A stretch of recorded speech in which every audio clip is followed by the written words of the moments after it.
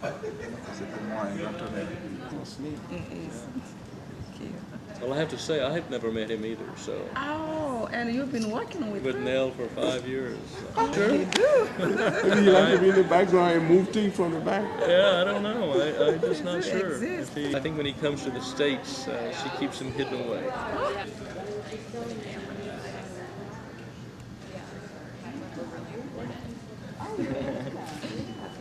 Ever seen me before? I hope you have to go to the second and third. The ambassador here and the representative from the embassy of Guinea. Okay, good. Yeah. Okay, good. Now, who's all here from MedShare? A.D. Short, who is the CEO, co-founder, and Eben, our biomedical engineer who just came back from Liberia, looking at some of who is our PR marketing person, and we also have. Unless you want to just do it, do you think you do payroll deductions instead? No, we discussed it. Oh, okay.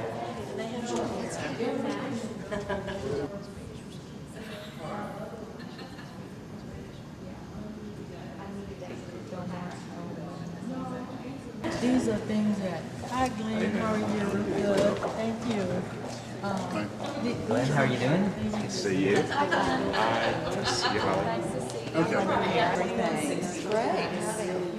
Y'all, this is my assistant, Christine. This is Josh from MedShare. Nice to meet you. Whatever quantity you want to take it out of your pay.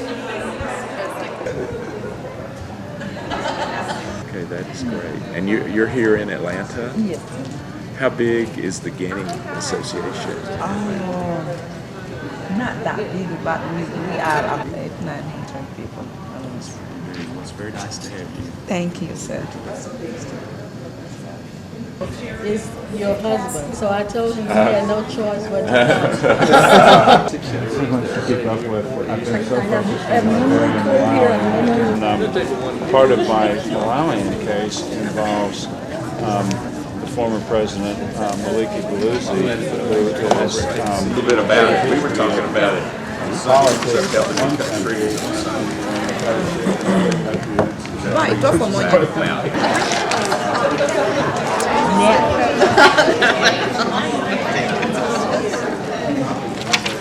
Oh my gosh, a half a pound of butter.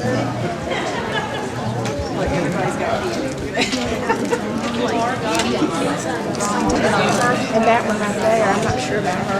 Oh, you didn't tell me she was sitting here. Well, you know, you just let anybody sit. I know, just let anybody sit. Way back there. This one, see, I still haven't used one. I'm gonna put yours in, Deborah. Oh, I can't conduct it. Did you fill out a green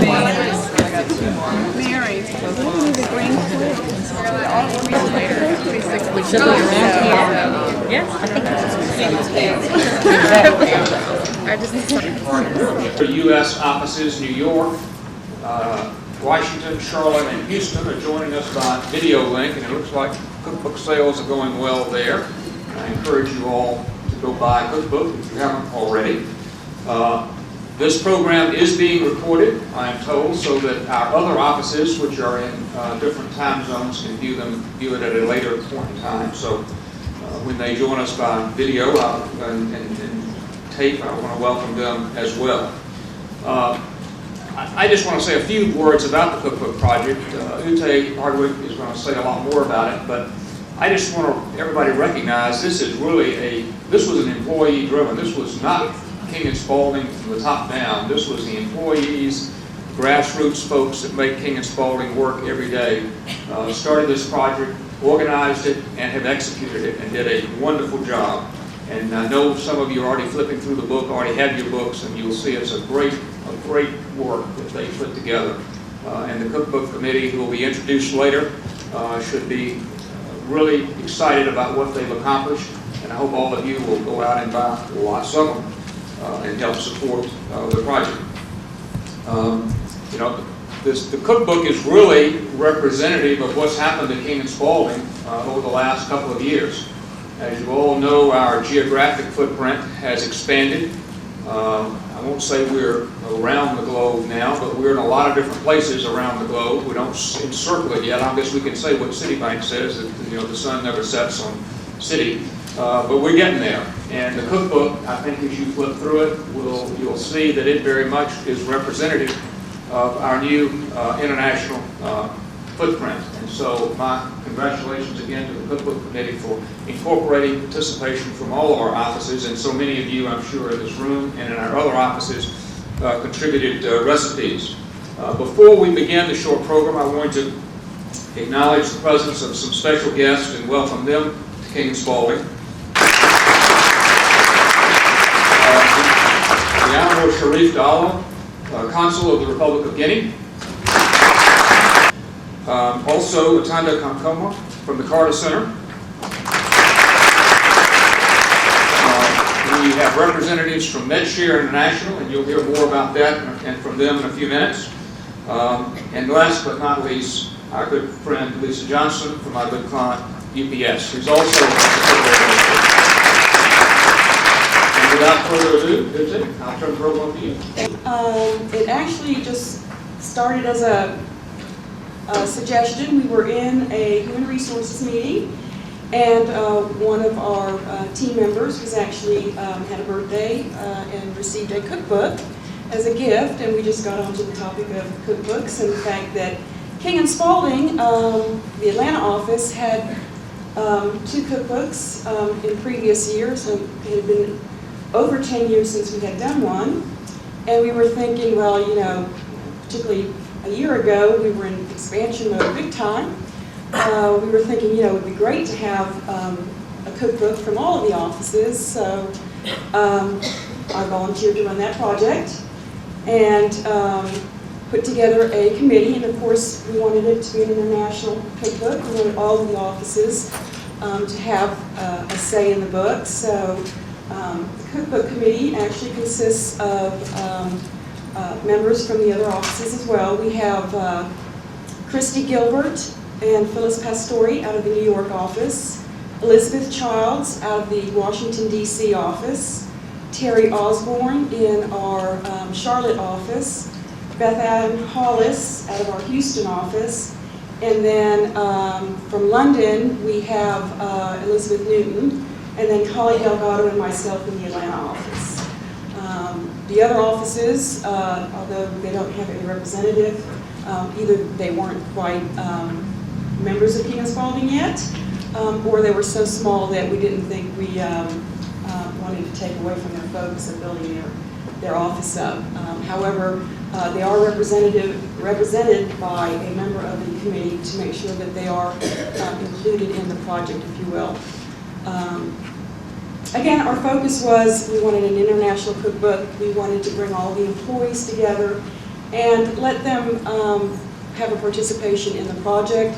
So of course we did a contest for the name of the cookbook, and we had quite a large number of entries for that, and the cookbook name, and that was provided to us by David Nottis in our New York office.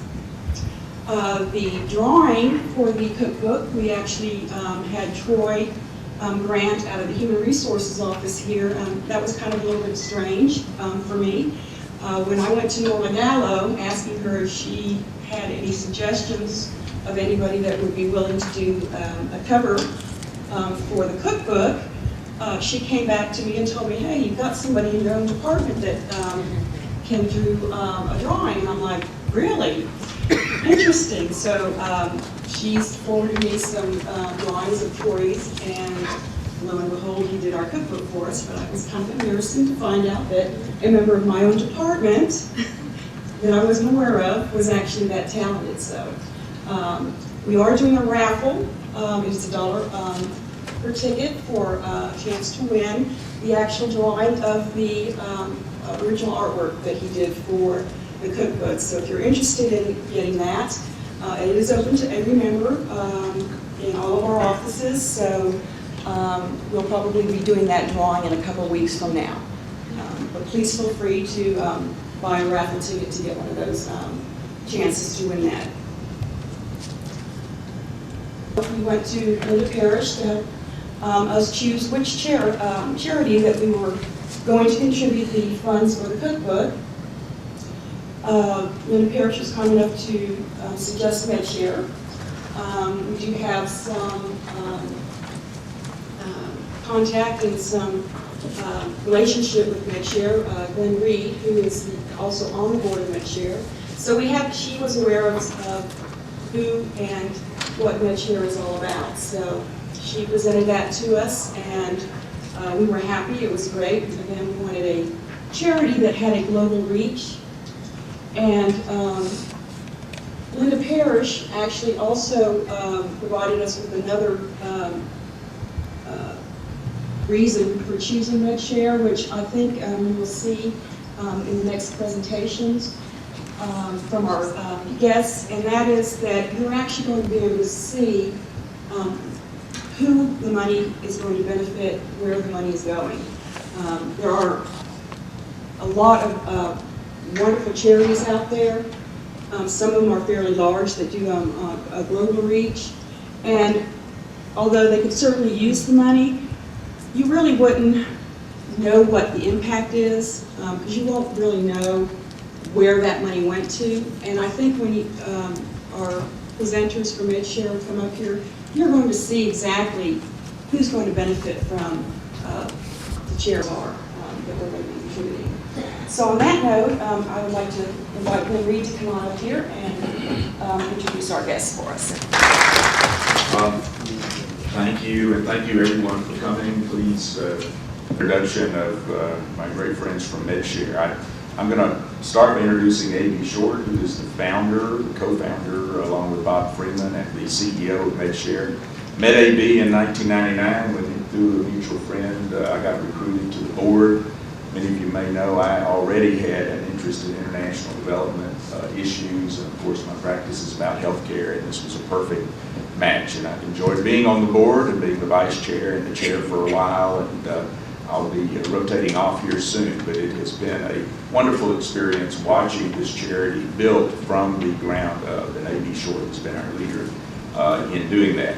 A.B. studied social work. He became a Baptist ordained minister after getting a theology degree, but mostly he has worked, and mostly in Atlanta, addressing poverty issues with the food bank, with other outreach programs, and then starting in 1999, he founded MedShare, and he's going to come up and take just a few minutes and tell you a little bit about MedShare, and then we'll hear from one other person about our shipment. Thank you, Glenn. I think in 1999, when I first met Glenn, we probably hadn't quite started the board. We were probably still a steering committee.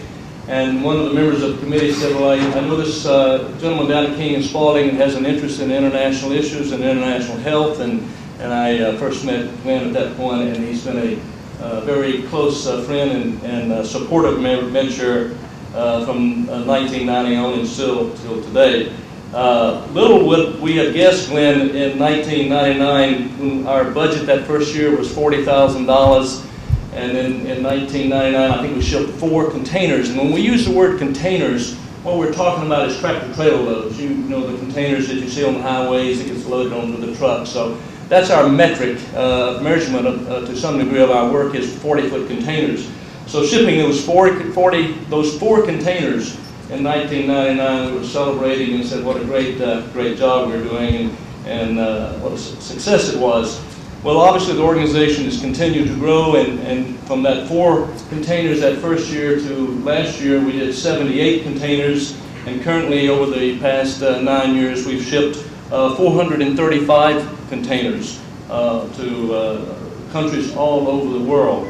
And our budget has grown from the mere $40,000 to over $2 million an annual budget. We have supported local causes, and this is something that many will ask, well, it's great that you're doing all this international work, but what do you do domestically? We've partnered with a number of free clinics throughout Georgia and other states to provide resources to clinics that are serving the poor. We've partnered with Emory University and others who do outreach to migrant farm workers, so we do have a domestic component. But obviously the vast majority of our work is in an international setting. And although I wouldn't say that we're anywhere near like King and Spalding and reaching around the globe, we have recently opened an operation on the West Coast in the Bay Area. We couldn't afford real estate in San Francisco, so we're just over on the East Bay below Oakland, and hope to do our first 2 containers out of that facility before the end of the year. So we do have a reach across the country now, and that operation will serve Asia and the western ports of Central America and South America. So we do have expansion going on, and much of that took place during the time of Glen's leadership as chair of our board. So we have a long history with King and Spalding, and it's been a varied history of you offering us leadership to our board, but also offering pro bono legal services. And many of you over the years have come out and volunteered at MedShare. We currently use between 700 and 800 volunteers a month, and that's the many hands in our community that comes out and helps prepare the product for its distribution. With the cookbook and the funds proceeds from the cookbook going to a particular focus, and Nel Diallo will speak in a moment. We'll talk about the recipient country and recipient hospitals. So we celebrate the growth of our relationship with King and Spalding, and this, I hope, is just another many more milestones of our relationship. If you will permit me, I want to show just a very brief video. It is, in the beginning, they appear to be a little out of focus. It's a news clip from Channel 5 that they did on MedShare this past summer. And I think it will place my words in a visual context of the scope of our work at MedShare. That there is plenty of excess supply out there. There's more than we can handle. There are plenty of volunteers who will come and sort it. So really, the limiting factor on how much of this gets shipped is the amount of fundraising that gets done. And that means, in terms of some things some of us learned in law school, the funds raised by this cookbook, every single one of them, will be the proximate cause of a shipment that's going to go to Liberia. I want Nel Diallo to come up and tell you a little bit about the specific shipment or shipments that are going to be the result of the project. Nel is the Director of External Relations, International and Governmental for MedShare. She is born in Alabama, but lived and was in the business world in Africa for a number of years, and also in the diplomatic world. Her husband is a diplomat who works for the United Nations, and Nel studied chemistry, also law, a very, very multifaceted person, and we're so proud to have Nel as part of the team. Nel, come talk to us about this shipment. Excellency, ladies and gentlemen, it's a pleasure for me today to introduce MedShare from the practical side. As Glen pointed out, we will be shipping a container or containers to Liberia. Liberia, and the ambassador will speak about the details of the healthcare in Liberia, but I just want to point out some general statistics about the population. Most of the people living in Liberia exist on less than $1 a day to survive.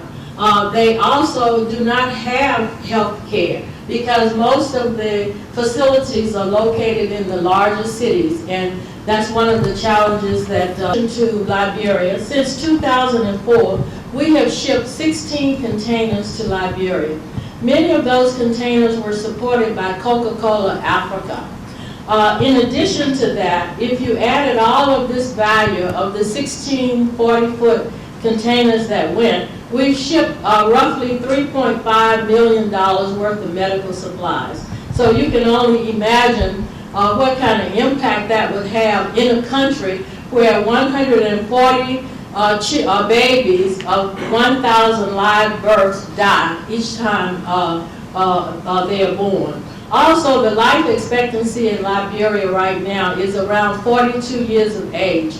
But keep in mind that there has been a long history of war in Liberia, and now we're happy to report that the person leading Liberia is a woman, the first woman president in Africa, and we've had the honor of having her visit MedShare. So we're delighted by the support of the ambassador and the country to work as a partner with us. I would like at this time to introduce the ambassador, and I say ambassador because the actual ambassador is out of the country, so Mr. Edwin Stelly is the acting ambassador.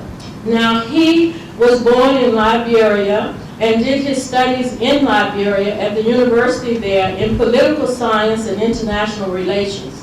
He also did the Diplomatic Institute in Cairo, Egypt. He has traveled around the world involved in disarmament as well as peacekeeping.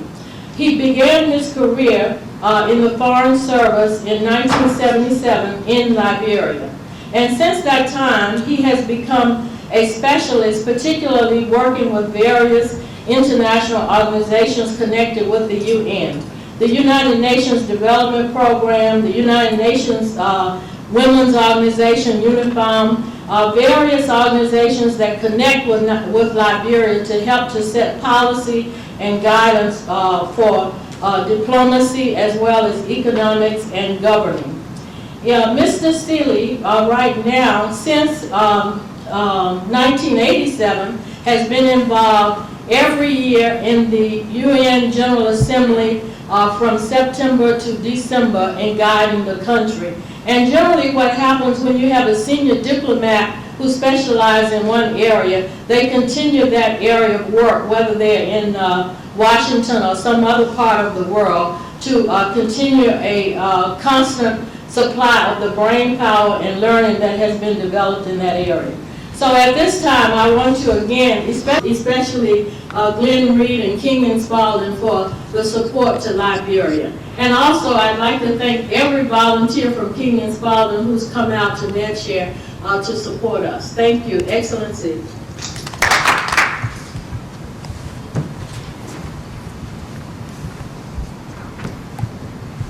Good afternoon. I'm very pleased to be in the midst of what I call friends away from home.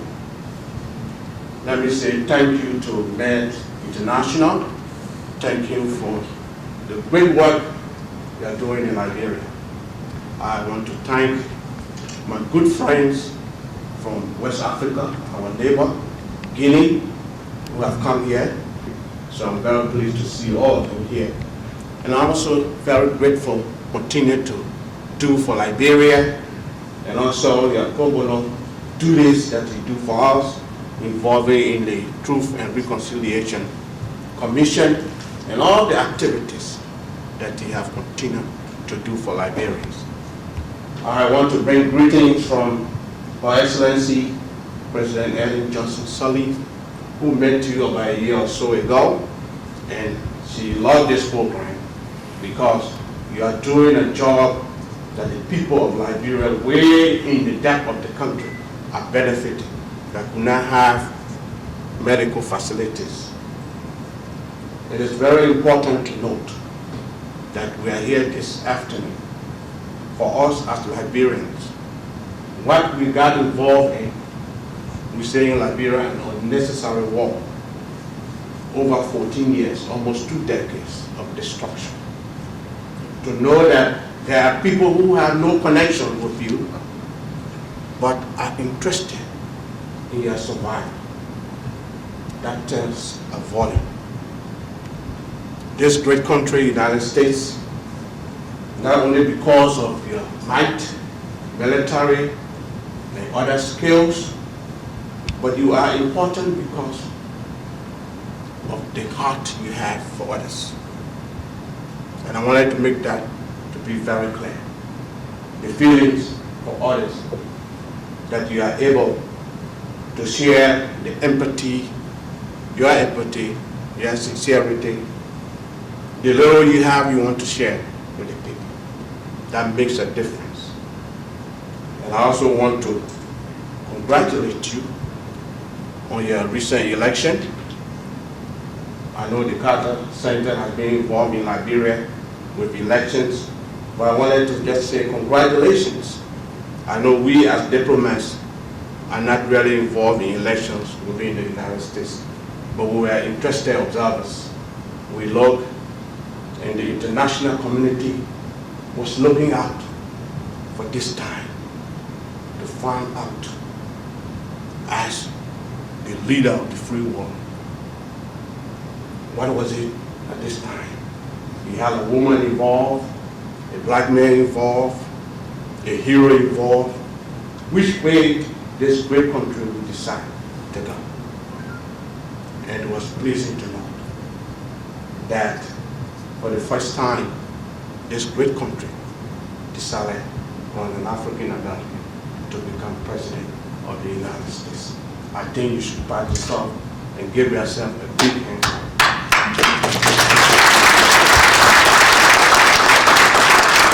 I say that because Liberia, there was a yearning on the part of black people to return to Africa. And so you know the history, I don't want to bore you. Liberia, from the Latin word libra, meaning freedom, was established on the west coast of Africa. And from there, its independence was declared 1847. There has been an involvement of a statehood in Liberia. But not until in the 1980s, coming to the 1990s, we got involved in self-destruction to the extent over 250,000 people were killed.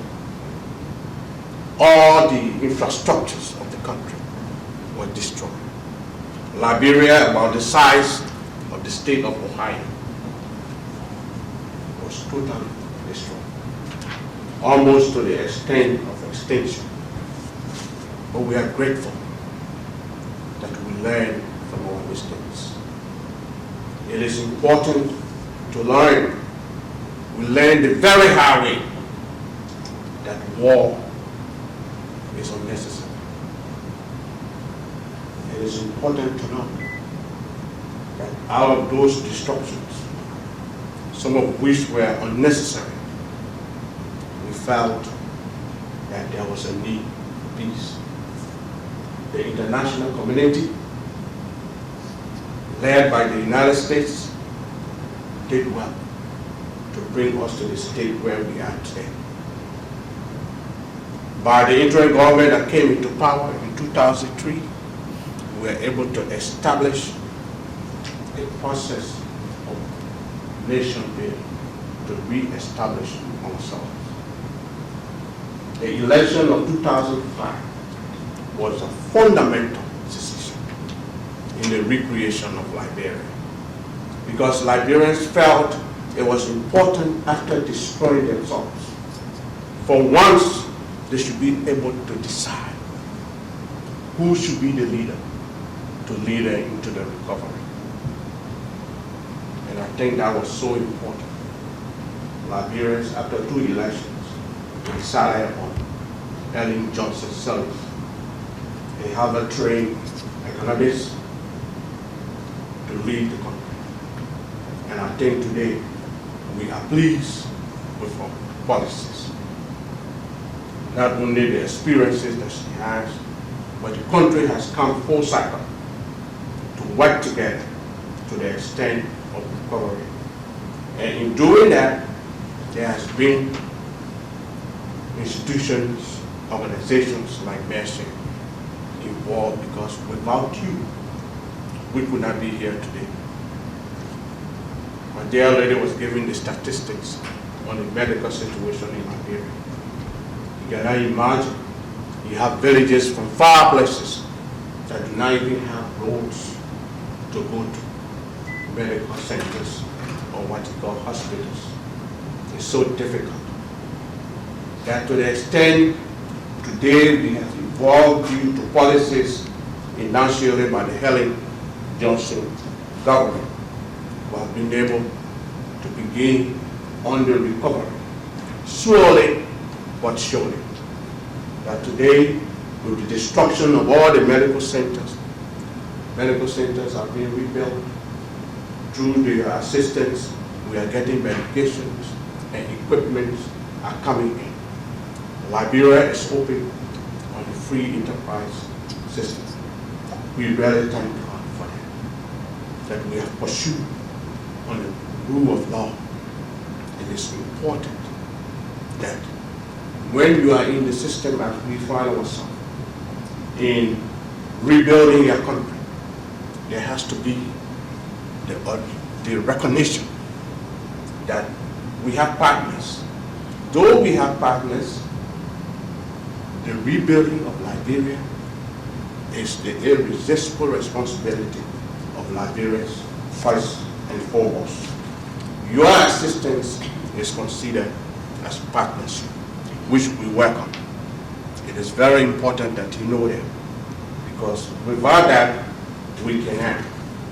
We have learned that this world runs on relationships.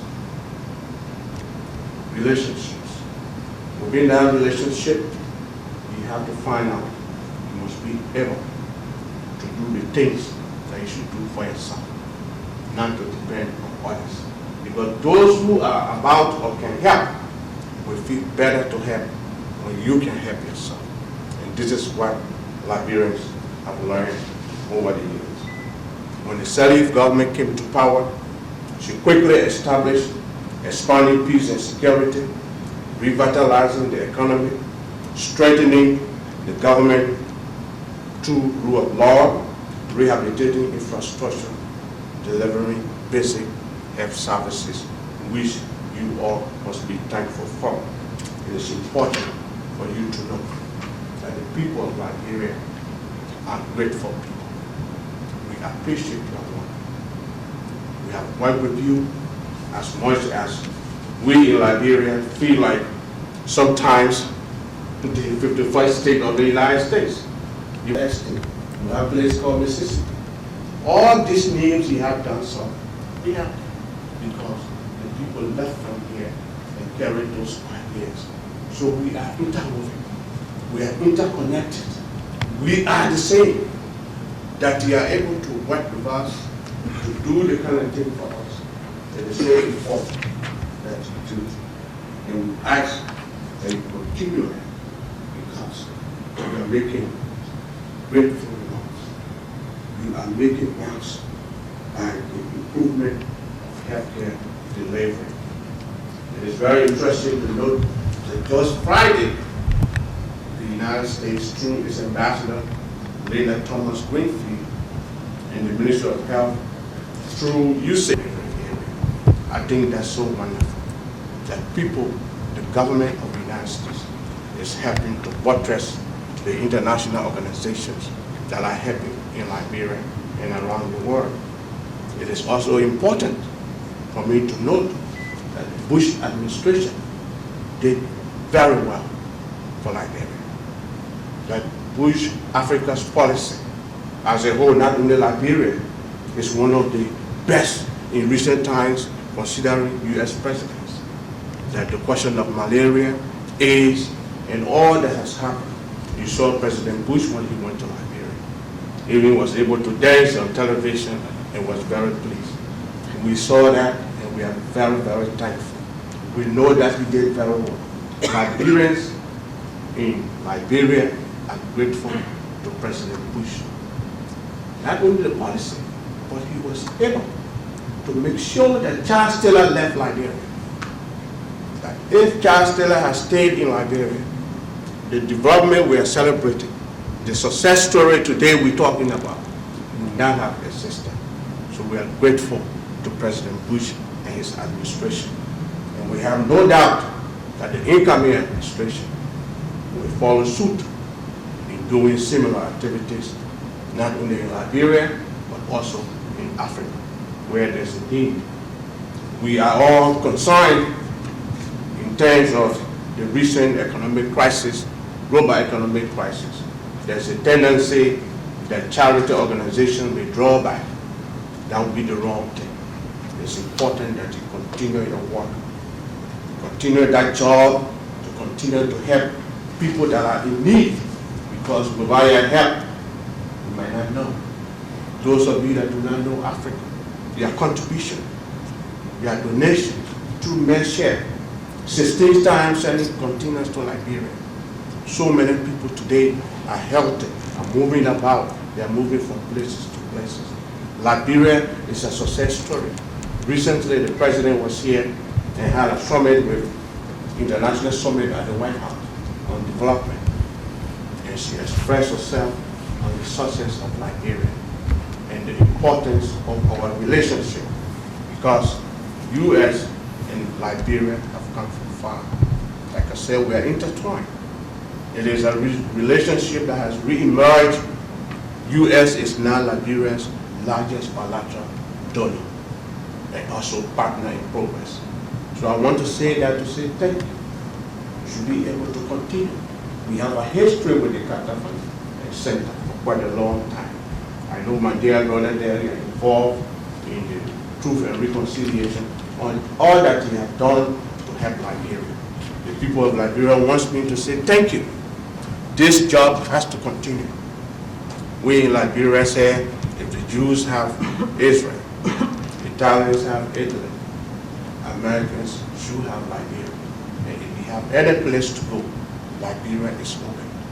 Liberians in this time of terrorism, if you are in Liberia as an American, I think you are safer there than even in America, I can say that, because we love you. We say come over for development. Come, let us work together. Having said that, I know there will be questions and answers. I want to say thank you for the opportunity to come here, just to say your work is being felt by those you don't see. Let's work together. Thank you.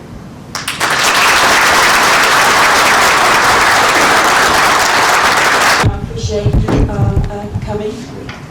Ask Millie to come up and introduce. That where there's a behavior that is a model for everyone else, that becomes a shining example for someone to be admired and emulated. We call these people class acts. And today, we would like to make a presentation to Mr. Glen Reed. And this presentation is made by the Association of Georgia Guineans, and the representative of Guineans from a rise to him. He serves on the MedShare Board of Directors, and he also was the person, along with his family, to help to raise funds to send a container to Guinea. So at this time, I would like to invite Mr. Sherif Diallo, who is the Guinean Embassy representative and the coordinator of the Guinean community in the United States. He also is a lawyer.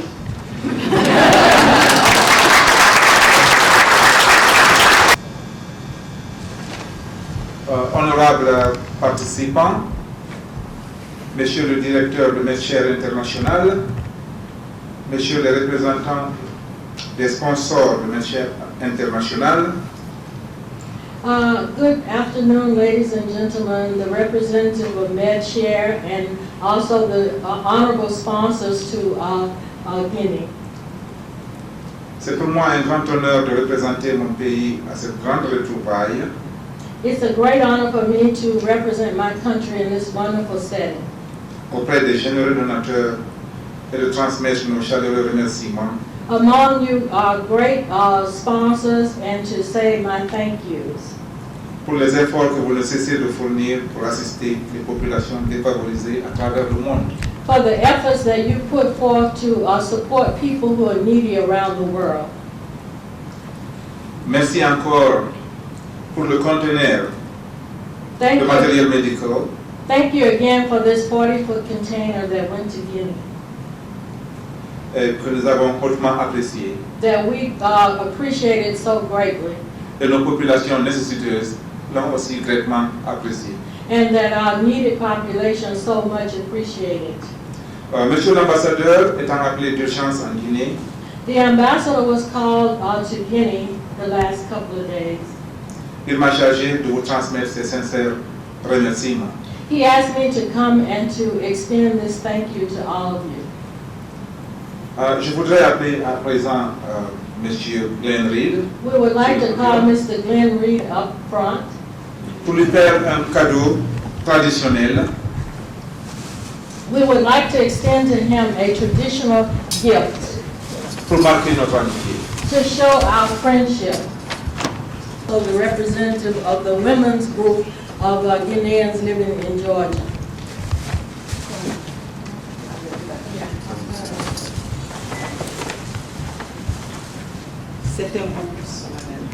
This is a traditional dress that is hand woven from Guinea. And it comes from a group called the Fulanis.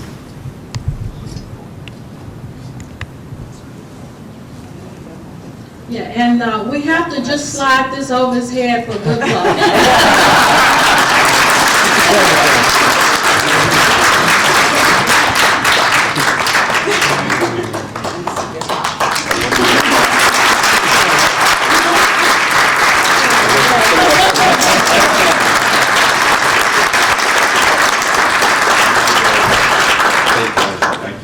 Thank you very much. Thank you very much.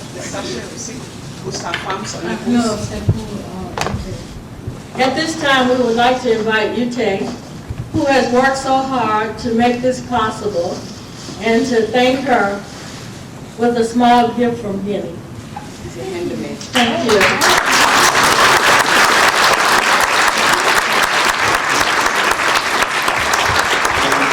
Et vous nous encourageons à continuer ce que vous avez entrepris. Et tous les efforts que vous connaissez sont bien, bel et bien ressentis en Afrique. We are so happy that we had the opportunity to do this, and we're inviting you to continue to join us in unity in order to improve Guinea. Don't drink it all in one place. I'll try not to. Maybe just a little after work today. Thank you. All right, one more.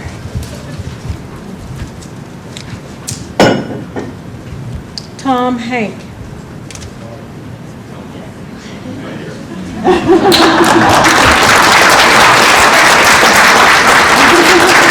For your wife now. Thank you very much. Thank you very much. Thank you for having us. Invite him to Guinea and help community by the. Of course. You visit us. Okay, well, maybe sometime. Sometime. Sometime. But thank you very, very much. Appreciate it. Thank you. Big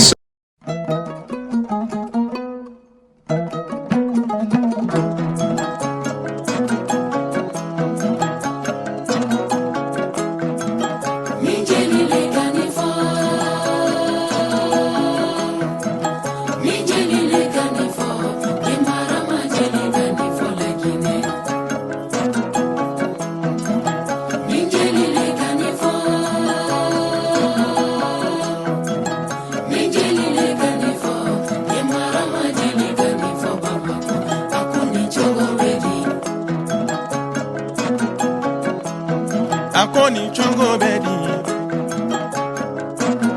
Lama komisi koni ni chongo bedi Akoni chongo bedi Maliba misi koni ni chongo bedi Akoni chongo bedi ORT mu misi koni ni chongo bedi Kan folini ma jemara majeli kan folini ma ko apollo jemara ma seku kon le ko joli de afela joli de ni beke misi malien